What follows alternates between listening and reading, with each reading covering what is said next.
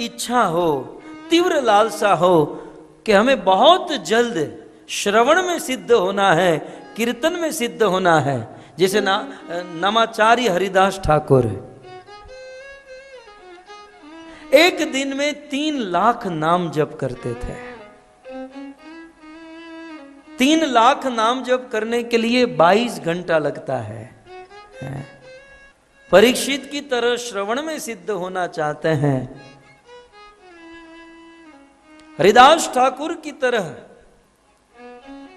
हरिनाम जप में सिद्धि प्राप्त करना चाहते हैं बहुत जल्द। देखिए 2 रास्ते हैं। एक रास्ता कि भाई नाम जपते जपते जपते जपते आज नहीं तो कल हम सिद्ध हो जाएंगे, कथा सुनते सुनते सुनते आज नहीं तो कल हम सिद्ध हो जाएंगे,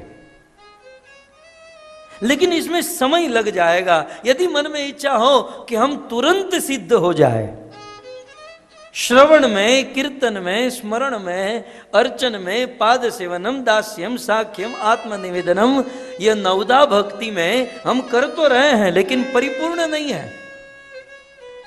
और बहुत जल्द और तुरंत इन भक्तियों में परिपूर्ण होना है तो शास्त्र कहते हैं गाय की सेवा कीजिए, आप तुरंत परिपूर्ण हो जाएंगे। प्रभु कहे गोदूध, तुम गाय का दूध पीते हो? तुम यदि गाय का दूध पीते हो तो गाय तुम्हारी माता हुई कि नहीं? गाभी तुम्हार माता। खाते क्या हो? बोले रोटी खाता हूं, सब्जी खाता हूं। रोटी किससे बनती है? बोले गेहूं से। गेहूं कहां से प्रकट होता है? बोले खेती से। खेती कैसे होती है? बोले बैल को हल के साथ जोतते हैं और बैल के द्वारा खेती करते हैं। चैतन्य महाप्रभु कहते हैं कि गाय तुम्हें दूध देती है, तुम गाय का दूध पीते हो, इसलिए गाय तुम्हारी मां हुई। और बैल मेहनत करता है और मेहनत करके अन्न उत्पन्न करता है, तो बैल तुम्हारा पिता हुआ कि नहीं? पिता माता मारी खावो, ये बे कौन धर्म, कौन बल कर तुम्हें मत विकर्म। काजी, गाय हमारी मां है। हमारे वेदों में हमारी 6 माताओं का वर्णन किया गया है। एक जन्म देने वाली मां, एक पालने वाली मां, एक दूध पिलाने वाली मां। जन्म देने वाली मां 2, 3 या 4 साल तक दूध पिलाती हैं, अन्यथा हम गाय का दूध पीकर ही तो बड़े होते हैं।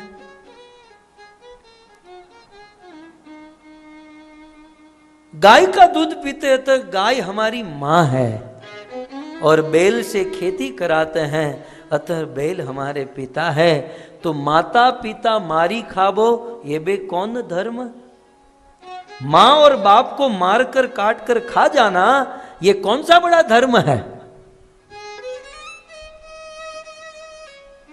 श्री चैतन्य महाप्रभु ने काजी को बहुत सुंदर शिक्षा दी। और उस दिन वो मुस्लिम था, लेकिन उस काजी ने ऐलान किया कि आज के बाद मेरे राज्य में हरिनाम संकीर्तन को कोई नहीं रोकेगा। मुस्लिम होकर उसने एक रिजोल्यूशन पास किया कि आज के बाद मेरे राज्य में गाय का वध कोई नहीं करेगा। यहां गाय की सेवा होगी, गाय की रक्षा होगी। लेकिन कृष्ण गोवर्धन की पूजा कैसे की जाए, हम तो कभी किए नहीं, हम तो कभी जानते नहीं। कृष्ण ने कहा चिंता मत करो, अब तक आप जैसे इंद्र की पूजा कर रहे थे वैसे गोवर्धन की करो।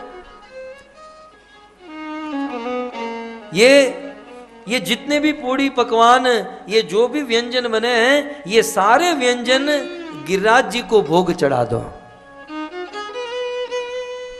कृष्ण कहते हैं कि बाबा आज तक इतने सालों से आपने देवराज इंद्र को भोग चढ़ाया। देवराज इंद्र कभी आपके सामने आया? बोले नहीं। आपके भोगों को आपके देखते देखते खाया? कि बोले नहीं। आपको कभी आशीर्वाद वरदान दिया? बोले नहीं। बाबा एक बार गोवर्धन की पूजा करके देखो, गोवर्धन को भोग चढ़ा कर देखो, गोवर्धन प्रकट होंगे, भोग खाएंगे, और खाएंगे ही नहीं, सारे भोग खा जाएंगे और अधिक मांगेंगे, और लाओ अन्न और मधुमंगल आदि जो सखाते कहते बाबा इसकी बात में मत आना, इसका भगवान कोई भिखारी होगा। नहीं नहीं बाबा मैं सत्य कह रहा हूं। गोवर्धन की पूजा कृष्ण के कहने पर समस्त ब्रजवासी अपने अपने छकड़े पर, अपने अपनी बैलगाड़ी पर बहुत बहुत माल सामान, भोग व्यंजन सामग्री को भरकर गिरिराज की तलेटी में पहुंच गए। और जो जो ब्रजवासी अपने घर से भोग लाए थे गिरिराज जी के सामने रखा गया।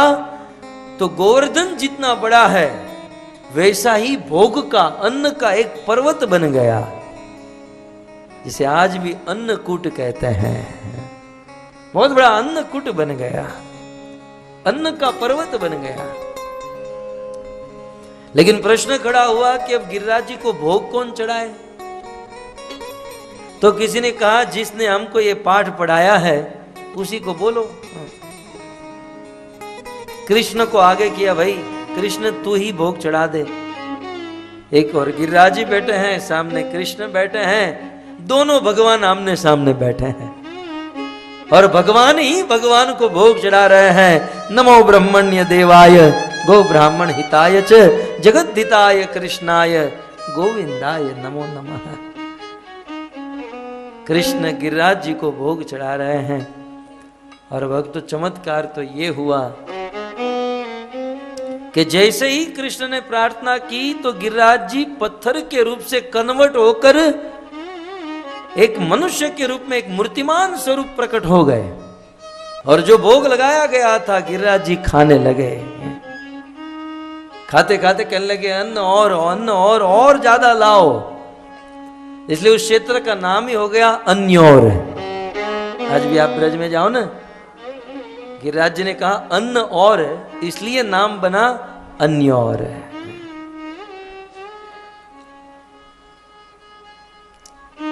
तो गिरिराज जी कह रहे थे कि ये खीर बहुत अच्छी है। ये खीर किसके घर से आई है? तो कोई ब्रजवासी महाराज मेरे घर से। बोले आज मैं प्रसन्न हूं, क्या चाहिए आपको?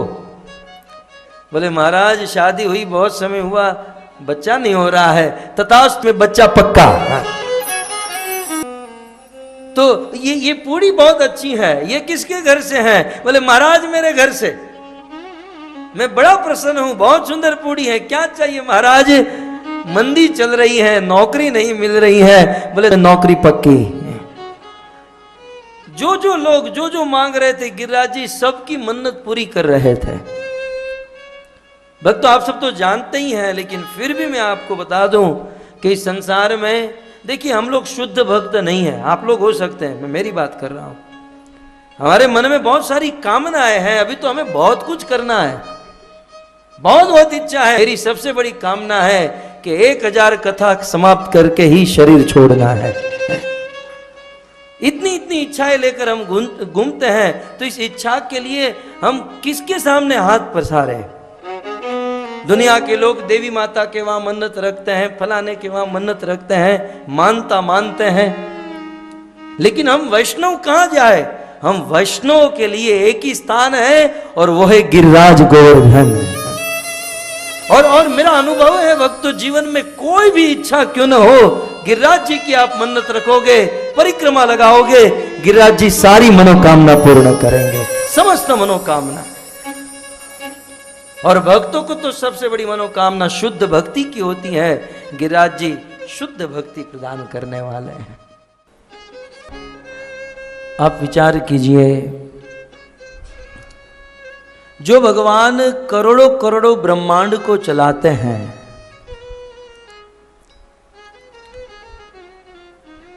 क्षीर सागर में शयन करते हैं और सोते सोते जो भगवान करोड़ों ब्रह्मांड को चलाते हैं, उस भगवान को ब्रज में गाय चराने की अनुमति लेनी पड़ती है। जिस दिन कृष्ण को इस ब्रज में गाय चराने की अनुमति मिली, कृष्ण प्रथम बार गाय चराने जा रहे थे। घर से निकल ही रहे थे तो नंद बाबा और मां यशोदा ने कहा कि बेटा,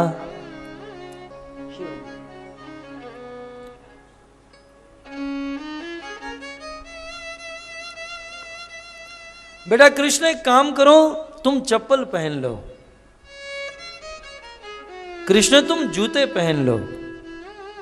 कृष्ण ने कहा नहीं मैया, मैं जूते नहीं पहनूंगा। बाबा मैं जूते नहीं पहनूंगा। क्यों?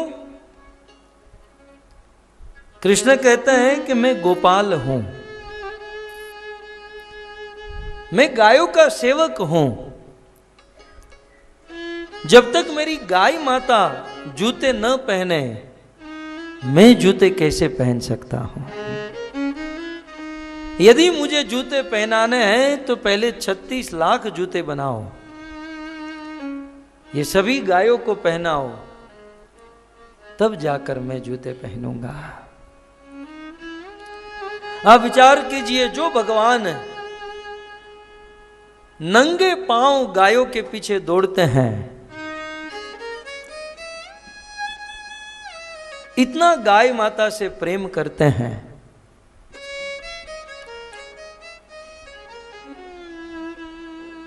उन गाय की सेवा करके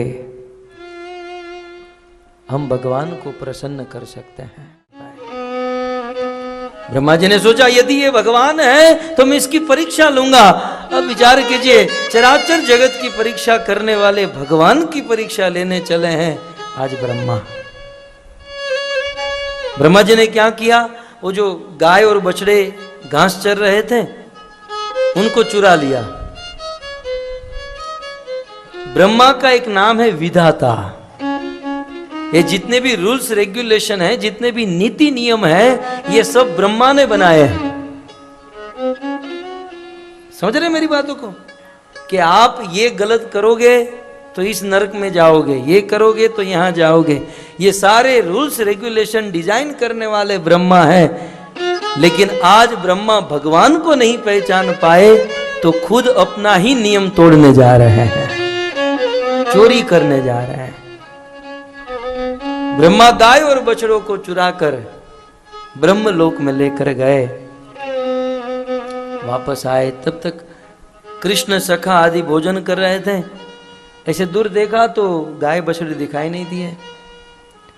कृष्ण ने कहा अपने सखाओं का, आप लोग भोजन करो, मैं जरा देख कर आता हूं, कहीं दूर तो नहीं चले गए गाय बछड़े। कृष्ण जब ढूंढने गए, कृष्ण जब गाय और बछड़ों को ढूंढने गए तो ब्रह्मा फिर से आए और सभी गोप सखाओं को चुरा कर चले गए। कृष्ण वापस आकर देखे वहां गाय बछड़े नहीं, यहां सखा भी नहीं। कृष्ण समझ गए कि ये मेरे बेटे का काम है। ब्रह्मा आखिर तो भगवान का बेटा है, नाभि से प्रकट हुआ है। लेकिन भगवान के लिए कोई मुश्किल नहीं था। भगवान ने अपने शरीर से ही ऐसे असंख्य हूबहू गाय और बछड़े प्रकट किए और वैसे ही गोप सखाओं को प्रकट किया। अब पृथ्वी लोक से ब्रह्मलोक 2 बार जाना और आना, इसमें 1 साल बीत गया। और यहां तो 1 साल तक लगातार एज इट इज लीला होती रही। 1 साल के बाद ब्रह्मा जी आए तो देखे कि वही बछड़े, वही गाय, वही गोप सखा, बोले जिसे मैं ब्रह्मलोक में छोड़कर आया वैसे यहां पर भी है। अब ब्रह्मा जी समझ गए कि मेरे से गलती हो गई है। ब्रह्मा समझ गए कि निश्चित ये भगवान है। पहाड़ जैसे बड़े ब्रह्मा दोनों हाथ जोड़कर भगवान को स्तुति करने लगे। ब्रह्मा जी रोने लगे नौमीयते ब्रवपुषे तडिदंबराय गुंजावसन परिपे छलसन्मुखाय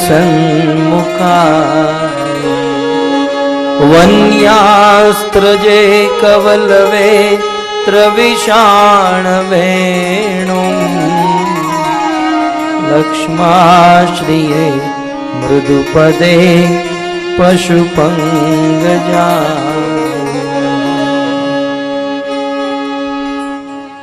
ब्रह्मा जी रोने लगे।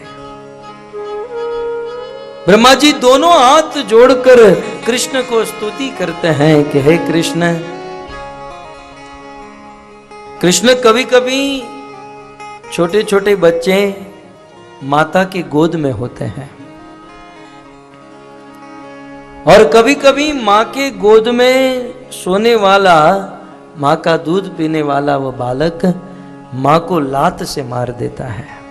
तो जब वो छोटा सा बालक माँ को लात से मार देता है तो क्या माँ उस बालक को छोड़ देती है, पटक देती है? नहीं। कृष्ण ठीक उसी प्रकार हम आपके बच्चे हैं और हमसे कोई गलती हो जाए, हमसे कोई भूल हो जाए तो हमें क्षमा कर दीजिएगा, आप हमें छोड़िएगा मत। भागवत में सुखदेव जी कहते हैं 20 श्लोक में ब्रह्मा ने स्तुति की, भगवान कृष्ण के चरणों में नाक रगड़ा। छोटे से 5 साल के कृष्ण और पहाड़ जैसे ब्रह्मा दोनों हाथ जोड़कर बहुत बहुत स्तुति किए, कृष्ण को रिझाए, मनाए, लेकिन कृष्ण नहीं माने, नहीं माने। थोड़ी सी अपनी बुद्धि चलाइए कि कल इंद्र ने भी अपराध किया था और आज ब्रह्मा ने अपराध किया। यदि मैं आपसे पूछूं कि दोनों में बड़ा अपराध किसका था, वैसे देखा जाए तो इंद्र का बड़ा अपराध था ना, क्योंकि इंद्र ने मारने का प्रयास किया था, पूरे ब्रजवासियों को मार दो, इंद्र ने मारने का प्रयास किया। ब्रह्मा ने किसी को मारा तो नहीं, लेकिन फिर भी भागवत में देखा गया है कि इंद्र ने स्तुति की तो भगवान ने क्षमा कर दिया और ब्रह्मा ने बहुत बहुत स्तुति की, फिर भी भगवान ने क्षमा नहीं किया। इंद्र को क्षमा करने के 2 कारण, एक, भगवान ने देखा कि जो भी है, इंद्र ने पूरे ब्रजवासियों को मारने का प्रयास किया, लेकिन इंद्र की इस करतूत से मुझे गोवर्धन उठाना पड़ा और सारे ब्रजवासी, गोप, गाय, बछड़े सब मेरे निकट आ गए। इंद्र के अपराध से ये गोप, गाय, ब्रजवासी आदि मेरे निकट आए और ब्रह्मा के अपराध से ये गाय, बछड़े और गोप मेरे से दूर चले गए। जो मेरे भक्त को मुझसे दूर करता है, जो मेरे भक्त का विरह कराता है, भक्त और भगवान को जो दूर करता है, भगवान उसे कभी भी क्षमा नहीं करते। और दूसरी बात, इंद्र ने इतना बड़ा अपराध किया परंतु कृष्ण ने इंद्र को क्षमा कर दिया। क्यों? क्योंकि इंद्र गाय माता को साथ में लेकर आया था, सुरभि मैया को, गो मैया को साथ में लेकर आए और कृष्ण को स्तुति किए। शायद ब्रह्मा जी गाय को साथ में लेकर आते, स्तुति करते तो भगवान क्षमा कर देते, लेकिन ब्रह्मा ने नहीं किया ऐसा। भगवान जगन्नाथ जी ने कहा, सदन तुम पूर्व जन्म में वेद पाठी ब्राह्मण थे और एक वृक्ष के नीचे बैठकर सदन आप वेदों के मंत्रों का पाठ कर रहे थे और उस समय कसाई खाने से एक गाय भागकर, छूटकर, दौड़कर वहां से निकल गई थी और वह गाय तुम्हारे सामने से गई, तुम वेद पाठ कर रहे थे, वो कसाई आया और कसाई ने तुम्हें पूछा कि तुमने गाय को देखा है? अब तुम तो वेदों के मंत्र को पढ़ रहे थे, बोलने का तो कोई सामर्थ्य नहीं था, लेकिन सदन तुमने हाथ दिखाया था, हाँ उस गली में गाय गई है। बस सदन गाय को काटने के लिए एक उंगली दिखाई, तुम्हारे दोनों हाथ कट गए, तुम्हारे दोनों हाथ काटने पड़े। प्रकृति का यह नियम है भक्तों, चाहे हम माने या न माने, कि एक इशारा गाय, तो आज तुम्हारे दोनों हाथ काटने पड़े, कट गए। बोले चलो ये तो समझ में आ गया, लेकिन वो समझ में नहीं आया कि वो पत्नी ने अपने पति को ही मार डाला। सुनो सदन, वो कसाई गया उस गली में, उस गाय को पकड़ कर लाया और गाय का मस्तक काट दिया। वो गाय दूसरे जन्म में वो कसाई की पत्नी बनी, वह कसाई दूसरे जन्म में पुरुष बना और वह गाय उसी की पत्नी बनी। जैसे कसाई ने उस गाय का मस्तक काटा था, वैसे ही उस स्त्री ने उस पति का मस्तक काट दिया। प्रकृति का नियम। कुल मिलाकर सब लोग सुखदेव जी के चरणों में बैठे और महाराज परीक्षित दोनों हाथ जोड़कर निवेदन करने लगे, हे सुखदेव जी मैं तो गृहस्थ आदमी, और मुझे ऊपर से श्राप लगा है कि 7 दिन में मरना है। बस इतना बता दीजिए कि मेरे जैसे आदमी को ईश्वर प्राप्ति करने के लिए, वैकुंठ प्राप्त करने के लिए क्या करना चाहिए। सुखदेव जी मैं यह भी जानता हूं कि आप गो दोहन मात्र कालेन गृहेशु गृह मेधि नाम। देखिए यहां पर भी गाय की महिमा है। परम विरक्त चुड़ामणि सुखदेव गोस्वामी व्यास नंदन जन्म लेते ही अपना घर छोड़कर चले गए, न बाप न मां, घर संसार कुछ नहीं, पूर्ण विरक्त, और घर छोड़कर चले गए और कहीं पर ठहरते नहीं थे। पानी बहता भला संत चलता भला, बस चलते रहते थे, चरे वेती। लेकिन सुखदेव जी एक स्थान पर खड़े रह जाते थे। कहां? गोदोहन काल मात्रेण गृहेशु गृह मेधिना। जहां पर गाय को दोहा जाता था, हैं? सुखदेव जी जहां गाय और बछड़े को देखते थे वहां रुक जाते थे। यह आदमी कहीं नहीं ठहरता था, गाय को देखकर रुक जाता था, क्योंकि गाय को देखकर कृष्ण लीला का स्मरण हुआ था। तो हे सुखदेव जी आप एक स्थान पर ज्यादा देर तक ठहरते नहीं हो, लेकिन आप मुझ पर कृपा करो।